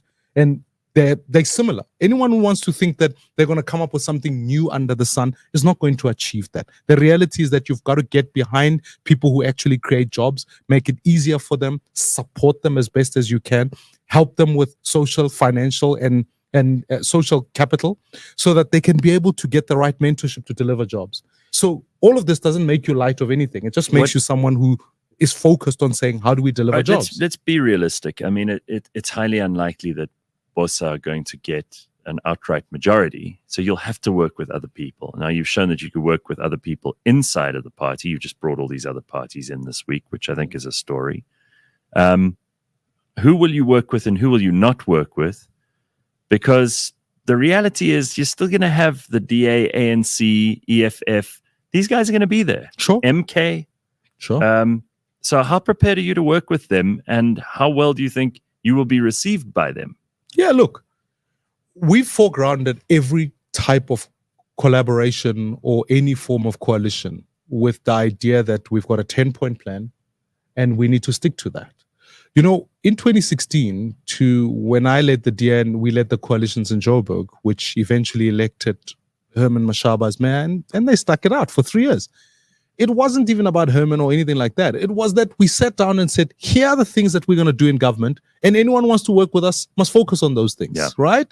And so you spend 3 years and then you focus all the energy on collaborating with leaders, keeping them goal-oriented so that it's not ego-driven, and you make sure that you eradicate some central things like corruption, make sure that the best people work for government, and you can ask Herman, you can ask any mayor I've worked with. The simple question I put before them is, what are you doing about restoring dignity of people by delivering basic services and ensuring that ultimately we deliver economic growth in all those cities? That was the mantra. I said to them, that's the focus. That's all you've got to do. Now, to come back to the 2024 conversation, we have to, again, with a 10-point plan that ESCOM, logistics, safety, education, digitization, looking at what we do around healthcare, improvement of certain infrastructural costs, across those things, then let's sit down with parties and negotiate. And on one theme, when you say you want to eradicate corruption, you can't work with corrupt people to eradicate corruption. So with respect, it would be impossible to work with the ANC. Not for the simple reason that they've shown clear evidence. You're saying it would break down at the point where corruption comes up. You wouldn't just out of hand say, like, we're not going to work with you. But at the point where you're sitting at the table and they say, listen, this corruption thing, you're going to go, I mean, even at this point, you could almost say, because here are people listed in the Zondo Commission, and they will be serving as members of parliament. So your problem with it is that we've got this hanging thing. And I've asked the questions. I mean, we wouldn't have Pala Pala today had I not asked President Ramaphosa about a donation to his own campaign that then unraveled into this there's money in your couch business. We wouldn't have the Zondo Commission if I not asked Zuma about Mcebisi Jonas's testimony and reporting it to the public protector. So that's been work of fighting. Now suddenly you've been fighting these two major cases. You arrive in parliament and then suddenly people are going, we no longer want to look into this Pala Pala issue, or actually the Zondo Commission, let's just file it under a little bit of a cupboard and then move on from there. I think it would be hypocritical and I think it would be wrong. So let's get on to the business of, if you want to work with us, let's fight corruption. To the parties, I think the pathway for South Africa is a grand coalition of the opposition. I really think so. I think it does two things. It gives the ANC time on the bench, which I think is necessary. I don't think the ANC talks about renewal. The best place to renew is outside government. You can't renew and fly a plane at the same time. Sit down. The second thing is a grand opposition that works in this manner. Now, I know many people might think I'm crazy for saying this. I don't think you can form a formal coalition with the EFF. But when it comes to issues of voting around the budget, electing a president, a speaker, I think you could sit down with the EFF and say, we need your vote for these things. Because I think these things are going to be important if we're going to bring change. We're never going to agree on ideology. We're never going to agree. They have come to the party on some of those. And some of these things can come forward. We've seen it happen. On matters of how do you form that government, if you were clear in your head, this is what a cabinet looks like, and then you began to say, how do I attract across the political parties, the best finance minister, the best person who does digitization, all of that, bring them all together and form a cabinet that will represent the best of South Africa and deliver for South Africa. And then furthermore, say to yourself, on the plan, here's what we achieved. Then you strip away whether I have issues with the DA or I have issues with the PA, I have issues with agree. this. And I mean, do you think egos can be put aside though, Mmusi? There have been before. Because people say you have an ego. People have said all the other political party leaders have egos. Often it's meant as an insult, right? But I have. Do you think it's possible? Yeah, I certainly think so. I think that given even the conversations we've been having now, I think that there's of the leaders I speak to, and this is a privilege of just being, maybe circumstances have brought me to a point being married across the color line, speaks multiple languages. You've got the option to be able to speak to everybody. Literally, I can pick up the phone to Julius, to Herman, to Peter Groenewald, to John, to anybody, and we can have a conversation. And I think the conversations we've been having, I think, are better off today, given the existential issue of the country than they have been before. That's all I need. So I ask myself, it all sounds wonderful when you say it like this. You can pick up the phone, you can talk to anybody, and egos can be put aside. So I ask myself, why then, when you were within the official opposition party and you had all these skills presumably were there even when you were in that party, why did you walk away? Why did you not use that particular vehicle and get to this place? Why were you unable to do that?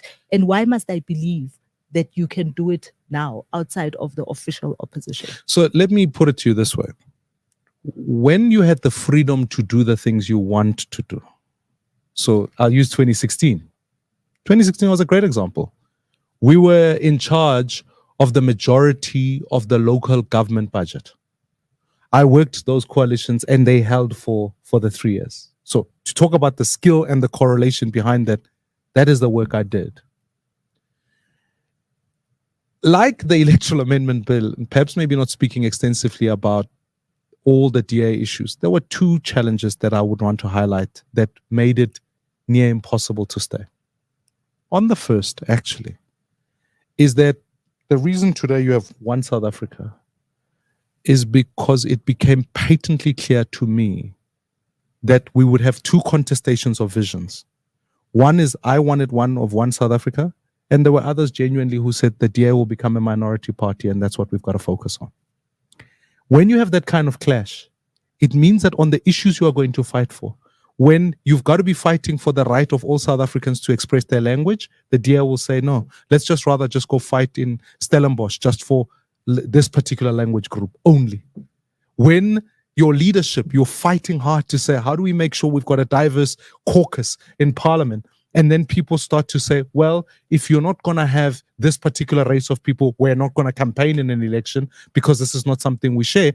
When people then go speak to donors and make life difficult for you to raise money because they feel that their way is not being get as a party of minority, that becomes hard. It's unsustainable.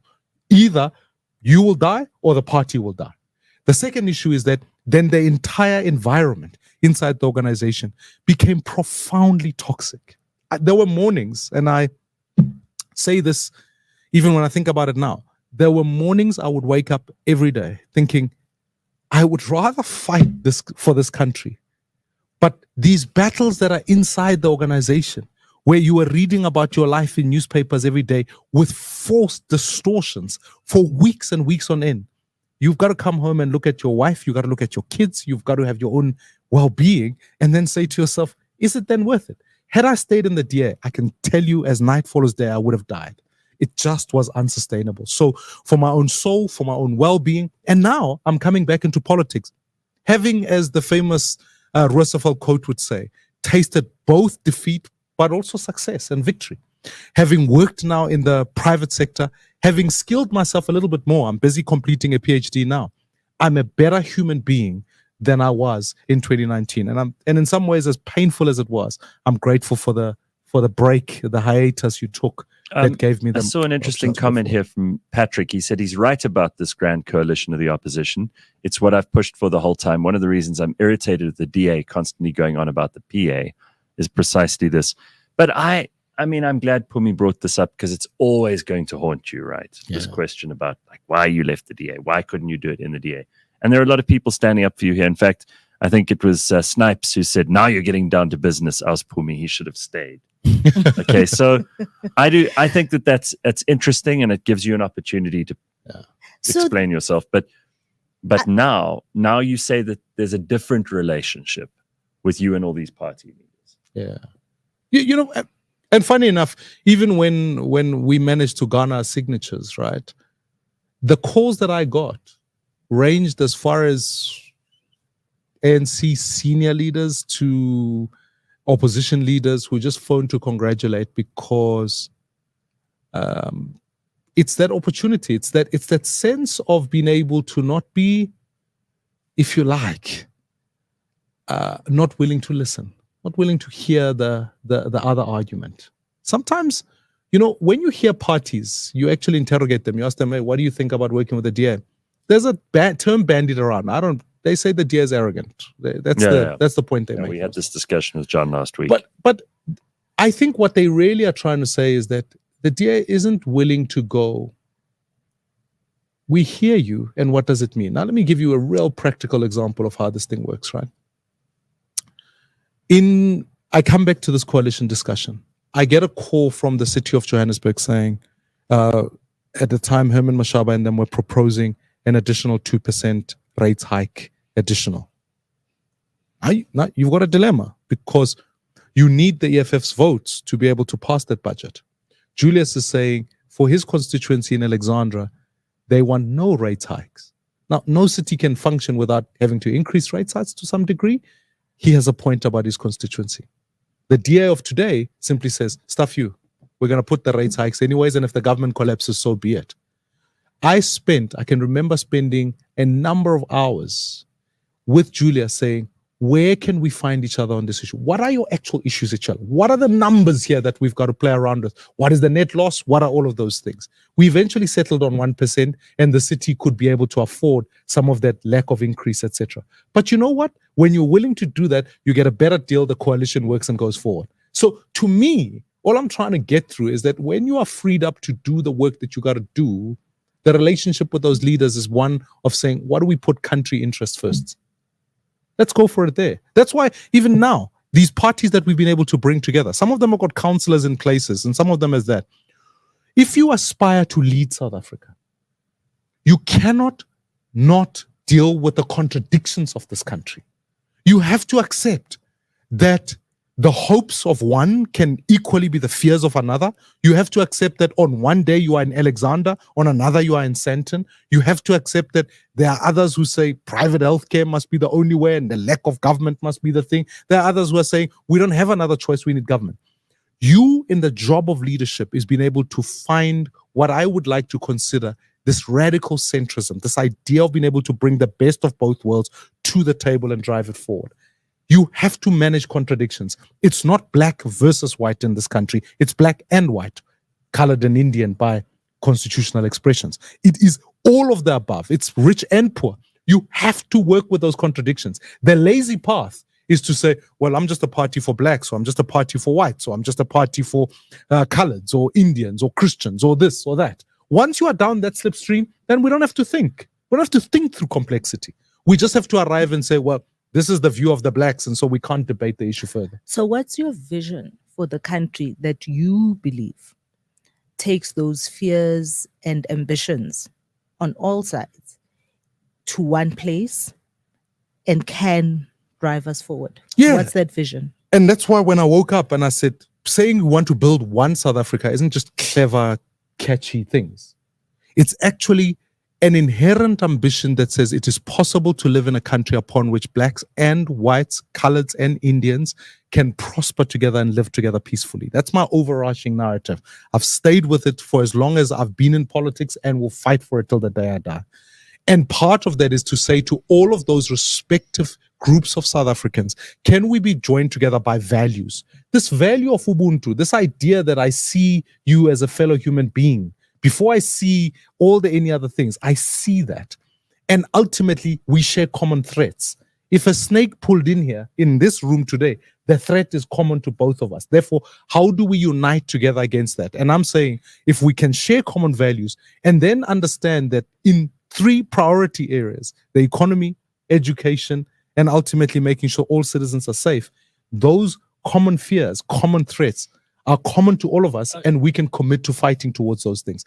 I happen to think, this is why I, even in speaking to the Afrikaner community yesterday, said to them, listen, my invitation to you is not to treat yourself as a separate group of South Africans. Come into the full South African story, because your interests and my interests may be shared. We both have an interest in making sure that all our kids go to school. So maybe in some ways, rather than also just using all of your skills to just build an Afrikaans university, let's work together to build a university in Mpumalanga, a university in the Northern Cape. We can achieve that. And I think that invitation has not come from the political leadership that we've had in the office of the presidency.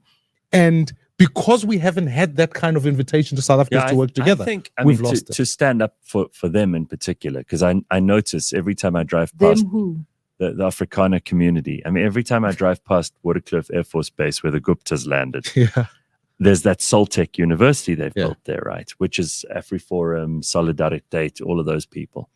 I don't think they did that because they thought, well, screw the rest of South Africa. I think they did that because it was evident to them that the ANC had no interest in that community at all. There was no overture made. So that you are going to them is probably a good thing. Okay, I got annoyed with you guys with COVID because I noticed that you were all gung-ho behind lockdowns and all of that stuff. And it's going to take me a while to forgive the DA. I've said this, to forgive you guys. If I were a single issue voter, I probably, and I said this to the IFP the other day, I probably would be on the side of like a devolution of powers. I'd like the community leaders, the councils to have the most power and the national government to have the least power. So can you win me over on one or two of those things? Is there something about that is more attractive now with the benefit of hindsight than it was at the time? Or am I still going to have issues with you? No. I mean, on security, you know, I've been calling for the devolution of policing because I find it stupid that I drive around Joburg and the Metro Police primary interest is whether my license disc is up to date, rather than maybe if I was carrying any ammunition in the car, right? So perhaps maybe we can aggregate Metro Police, aggregate private security companies and bring SAPs, and then innate them with more intelligence to be able to fight crime. Except it's not just exclusively that. It cannot be that, because there's a lot of cross-border crime that occurs. So, but I'm interested in money being devolved. I would like the local council to have more of the budget. I mean, where maybe we'll find each other is that I actually think we must, if not scrap all provinces, reduce them significantly. Okay, now we're talking. Because I actually think city-led government, it actually was a function of my master's thesis to say, actually, I think cities have a fundamental role in being able to drive certain things and much more effectively. So I think South Africa's governance model needs to change in that regard. I think that provinces add another layer, they create more complexity, and they create more bureaucracy. Yeah. So on that score, I would think hard about how do we strengthen cities, make them much more stronger, give them the most capable leadership, because you don't want pools of money sitting where people are incompetent. Because often you find, to be honest with you, I mean, you don't experience it easily in Joburg. And I know people might look at the mayor of Joburg and be deeply concerned, as I am. And I'm not trying to demean another human being. I just think he's not I'm fit very for concerned. the job. I'm very concerned, yeah. But it gets worse when you get to Inokumgijima and you arrive there and people don't know financial literacy and yet manage complicated budgets and all of that kind of thing. So let's focus on strengthening city governance. I do think in terms of powers to determine certain things, I think what we learned during COVID was the nakedness of South Africa failing to think through its own country. We kind of... No, I think all of us, just as citizens, we just ignored you politicians and did our own thing. We didn't care what you told us. And there's something you've got to acknowledge about that, because you and Helen and a whole lot of other people always talk about the capable state, but we don't have one. And once people have felt what it's like to not have government, and in many municipalities in this country, it's so rotten and there's such insolvency that people don't feel government at all. So they make a plan. They find their own way to find water, to cook their food, to grow their food. And many of us have forgotten what it's like. I'm not speaking for myself here, but I'm speaking about many South Africans in many parts of this country who just have forgotten what it's like to have government. And we don't need you guys making stupid rules for us where we don't care about your rules. That's the truth. I was just frustrated in some ways, and I don't want to...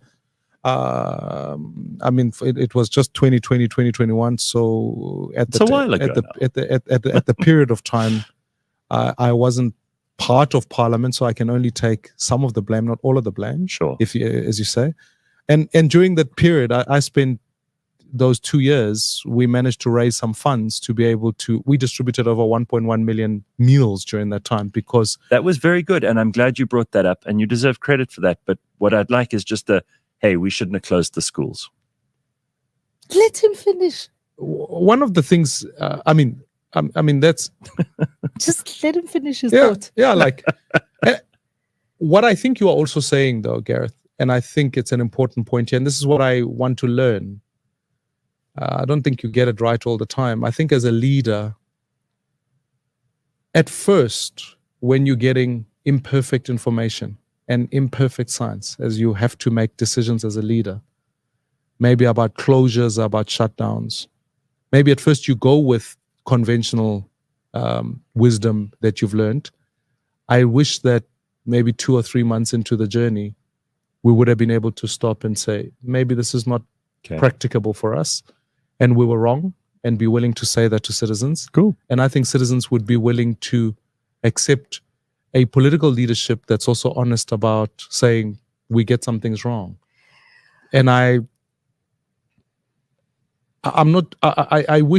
pray that one day when we, in the office of president, we'd have the guts to look citizens in the eye and say, I was wrong. Okay. So one of the things we do know about what happened with COVID is it's also about the money that you take. There's lots of conversations currently happening in the electorate about who pays for what, and he who pays the piper calls the tune. Your fundraising and some of the people that you have declared as people who have donated to your party, you share fundraisers. You share funds and funders with 3 parties, with the DA, with Action SA, and some with Rise. Does that mean that you have similar aspirations and that your funders are able to say to you, these are the areas we would want you to concentrate on? Citizens sometimes find this hard to believe, but I'm willing to even have a forensic done on my phone.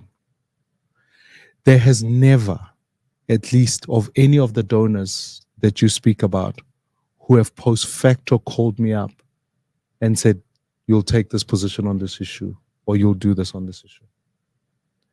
I raised money even for the DA. I raised money for that, always with the understanding that you're funding and solving for democracy rather than trying to dictate policy. I think often naturally, when people connect with your values as a leader, you're not going to find a demagogue if you're someone. You're not going to find someone who's nuts. You're going to look broadly and say, do I connect with this guy's values? Are they honest? Are they going to... And let me use someone like who personally has been out, is someone like Martin Moshal, right? Mm-hmm. Actually, I'm grateful that Martin funds democracy. Because to be honest with you, funding is a hard game. And there are few people who are actually willing to do it. Because everyone lives with this, oh no, we mustn't get involved with politics, we must hide. And actually, people like Martin, you can be critical of his own faith, you can be critical of his own background. But I can tell you, as night follows days, Martin has never called me up and said, you will work with these people, you'll agree on that policy, etc. Martin and I connect on values, and he helps fund our project, and it helps us fight for the things we want to fight for. So, yeah, and I think it's a hopeful thing that the IEC has asked for declarations to come on board. Yeah, I think that's good, right? But I want to encourage more South Africans. There are just way too, when you look at the funding pool, people who can give you money are few in this country, to be honest with you. They're very few. And actually, if it wasn't for those people who had the courage to face the ANC and says, I'm willing to fund the opposition, when so many people are willing to acquiesce to the government because they fear, they cow, they say, well, if we don't fund the ANC and we fund the opposition, our tenders get cancelled, etc., etc. Come on, man. Let's rather than make demonizing, as what Twitter and so many other places do, demonize people who at least put them skin in the game, as it were, to the opposition game, rather than demonizing them, there's a dynamic of me that wants to say I'm grateful for those South Africans, because had they not been there, I can promise you now, you drive down this street, half of the posters you see, to fight a poster is 50 Rand per poster, right? It's just in real numbers. The ANC will flight 1.1 million posters. The EFF will do nearly the same. Both those two parties have not declared who they're funding, right? But I have to nearly flight maybe 300,000, etc., and declare up front who are the people who have funded me. And those people have never asked me for policy direction. Instead, they wanted me to have a fair chance of competing in this electorate. So to me, I'm grateful for South Africans who are willing to stick it out and fight the fire. But we mustn't demonize them. I think that it's a dangerous ploy when we do that to people who are actually interested in democracy. We mustn't think every funder is a Gupta. It's a flaw. We mustn't think anyone just wants to amass state contracts. It doesn't work like that. And I can sit with anyone if you want to run a test, you want to do whatever. I'll sit with anyone and demonstrate that to you, because there's never been a time where I've had donors come back to me and say, oh, this is the position you must take. How's all of this impacting? Because campaigning is now in high gear. So you're all over the place. You're working hard, sleepless nights, having to visit people, talk to communities, kiss babies, all that stuff. How's this impacting on wife and kids and the rest of your life, or is it all on hold? My wife has given this mantra to our kids: we see daddy when we see daddy. Okay. Right. But, from the day my first child was born, she arrived back in hospital, and in 3 days I was campaigning for mayor in 2011. So in some ways they are kind of used to the election cycle. We've kind of, as a family, made it our mission. And I know it sounds Pollyanna-ish. If you picked up the phone and said, what are we trying to do as a family? I think we try and go, well, we're trying to make this place a better place for all of us. And we're all invested, right? When you've got little kids in this country, whether it's COVID decisions, whether it's really whatever decisions, it sits at home. Yeah. I got COVID and I had to rely on what the healthcare in this country needed to tell me about what I needed to do for COVID. Mm. So any decision, any choice you make is impactful. That's why if there's a plug for appointing leaders that at least are younger, is that the decisions they make are going to impact their lives and their livelihoods. So when we appoint 80-year-olds, in some ways they are past that point and they're thinking about other things. So it's been tricky. So speaking of plugs for younger people, it's beyond the time of getting them to go out and register to vote. Yeah. But those that are registered, and it is a small number, although we do have this year the highest number of young people people who haven't experienced apartheid ever before eligible to vote and registered to vote in this election. What would your message be to them to excite them to come out and vote for Bosa? I mean, I'd say to them, this is not just their future, it's about their today, right? And I would tell young people to say, who you elect will determine what the cost of your internet is, what job you find, what schools you live in, how safe your communities are. And I'm saying to them that fair enough, I'm not perfect. I've made my fair share of mistakes and I've had my fair share of successes. I've hustled in this country in the same way as many of them wake up every day to do, because I wasn't born in some silver spoon. And when I left Parliament, I was as unemployed as anyone else. So I acknowledge their hustle culture, and I want to partner with them to make this country great, because young people hold the key in a continent like Africa, where the median age is 23. And I think in the same way as we took a view as a generation to say we must reject all of apartheid, I think now is a time to take a similar view to say, let's reject what is going on with the ANC and choose a different tomorrow. So my invitation to young people is that you can swing these elections. Putting Bosa in the room, there are only 5 people who will decide where this country goes in some ways because of favorability and what happens. You've got Cyril, you've got Julius, you've got me, you've got Jacob, and you've got Helen. I think that's the 5 favorability issues.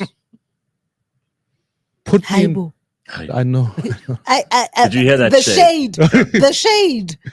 So put me in the room so that I can make decisions that will serve your interest best. And I think even to their parents, I often ask them, I often ask people, who voted for apartheid? And everyone says, I never voted for apartheid. There's no apartheid voters, by the way. They don't exist anymore. They say, everyone denies it. You can't even Your find someone who parents weren't allowed to voted vote. no in the referendum. No, I'm just saying. Your parents weren't allowed to vote. And I tell people to say that there will come a day where there'll be no ANC voters, because they'll all deny it when we don't have water, electricity, etc. So let's vote to express our hopes rather than think that status quo is normal. It's completely abnormal. All right. Just a final thing, we always say good luck, and I hope it goes well. If you end up with like 10 seats or whatever, 20 seats, you've got enough people, good people to deploy at this point? Because I know you've been recruiting and you've brought in all these other parties. He's got 240. How many signatures did you get? So you got enough to fill half of Parliament. Did Julius take your bait? Is he coming to inspect your signatures? Yeah, I asked him just to bring just a statement as to who funded their rally, because I'm not certain there are enough cigarettes to fund that entire thing. So. There's a lot of shade being thrown. You can't say Mmusi Maimane has not been exciting this morning. No, I look, this election, no one knows. To me, 1 million votes are up to grabs, 2 million votes are up for grabs. And South Africans are, for the first time, considering not doing what they've always done, which excites me about this election for the first time. So I'm telling them that if you want the choice that works for all South Africans, Bosa is the thing. Don't just go there to express your race or your faith. Go there to express Just your one hopes. quick thing. You can't have the black background on your posters. With a black man on it. I mean, it's like you're melting into the background here. I hear you, and I hear you, and the new ones have got a new one. That was again one of these things that sometimes you don't get right. They look great on Instagram, but they may not always on the street. And on screens, it looks good. Yeah, on the street, but the new ones are coming out. People have said to me the poster game, because posters are boring, right? Like they're a little bit boring. To be honest. So why did you do them? Eh? Why did you have do to them? in South Africa? That's the because when you don't gotta do nothing but stay black and die. You don't have to do nothing. No, people are gonna walk to the polling stations. They need to look at the polls and know you are in the game.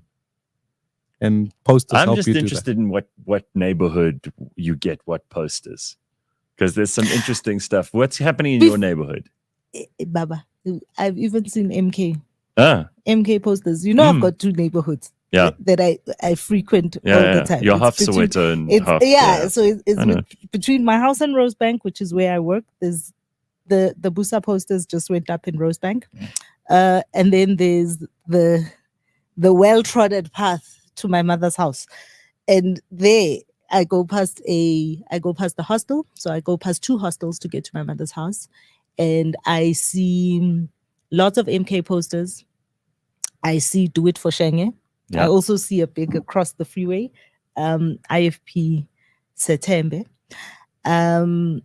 But it's fascinating. And I told you, kind of when I drove past the gauntlet down the M1 with all of towards the M2 with all the EFF posters, but they're not there anymore. I think they flew off. But No, the we're not police. there. The police took them We're- down because Did they? you're not But allowed to post on M1. I want to Oh, ask this coincidence question. I want to ask this question, and we're a little bit over the time. Yeah. You're contesting in all 9 provinces, Sure. and who are the people you've got in the provinces? What do you mean by that? You mean Who, candidates? who are your candidates in the provinces? Because you're not on every. Yeah, sure. In KZN, our premier candidate there is a guy called Ntokozo Biela. I can highlight them because he comes from, used to be an executive at Unilever. He's worked in micro enterprise. So those are the kind of people. He's going to have a tough job because KZN is the most it's contested. wild. It's right? wild. It's wild. But again, it's that kingmaker status, right? Like to me, this election is not about choosing old parties. It's about deciding who's going to hold the margins. And Yeah. that's why Cool. that's important. In Gauteng, you've got Nobuntu, you know her. Yeah. In the Western Cape, you've got a young woman called Lumka and a number of others. She's a phenomenal business executive. She's come on board from there.